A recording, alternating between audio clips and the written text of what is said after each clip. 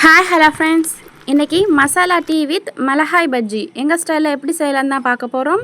So அதை பண்ணுறதுக்காக ஒரு மிக்சர் ஜாரில் ஒரு சின்ன பீஸ் இஞ்சி, அது கூட 4 ஏலக்காய் சேர்த்து கிரைண்ட் பண்ணி எடுத்து வச்சுக்கிறேன். இப்போ நான் 300 ml பால் சேர்த்துக்கிறேன். பாக்கெட் பால் தான் நான் எடுத்துருக்கேன்.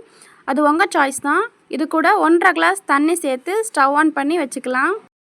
பால் நல்லா கொதிச்சு வர டைம் நம்ம கிரைண்ட் பண்ணி வச்சுருக்க இஞ்சி ஏலக்காயை சேர்த்துக்க போகிறோம். அது கூட சோம்பு சேர்த்துக்கிறேன், அதாவது பெருஞ்சீரகம் சொல்லுவோம்ல, அதை சேர்த்துக்கிட்டு ஒரு பிடி புதினா வாஷ் பண்ணி சேர்த்துக்கிறேன். பட்டை வேணும்னா நீங்கள் சேர்த்துக்கலாம், நான் அதை மட்டும் ஸ்கிப் பண்ணிக்கிறேன். எல்லாத்தையும் நல்லா கொதிக்க விட்டுட்டு நீங்கள் டெய்லி யூஸ் பண்ணக்கூடிய டீ தூளை சேர்த்துக்கோங்க. நான் 1 ஸ்பூன் டீ தூள் சேர்த்து மிக்ஸ் பண்ணி விட்டுக்கிறேன். இப்போ நல்லா கொதிக்கும் போது அந்த புதினா வாசனை வர ஆரம்பிக்கும். அந்த டைம் 3 டேபிள் ஸ்பூன் சுகர் சேர்த்துட்டு நல்லா மிக்ஸ் பண்ணி விட்டுடலாம். இப்போ நல்லா கொதித்து பொங்கி வரும்போது ஸ்டவ் ஆஃப் பண்ணிடலாம்.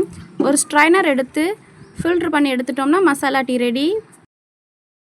இப்போ மிளகாய் பஜ்ஜி பண்ணுறதுக்காக 150 கிராம் கடலை மாவு, 35 கிராம் அரிசி மாவு, 1/2 ஸ்பூன் உப்பு, 1/2 ஸ்பூன் மிளகாய்த்தூள், 1/4 ஸ்பூன் பெருங்காயப்பொடி சேர்த்து நல்லா மிக்ஸ் பண்ணி விட்டுக்க போகிறோம்.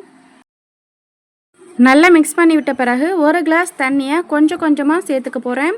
ஒரேடியாக சேர்த்துட வேண்டாம். மாவு நல்லா கெட்டியாக இருக்கிற மாதிரி பார்த்துக்கோங்க. இது கூட 2 பிஞ்ச் பேக்கிங் சோடா சேர்த்து நல்லா மிக்ஸ் பண்ணி விட்டுக்கலாம்.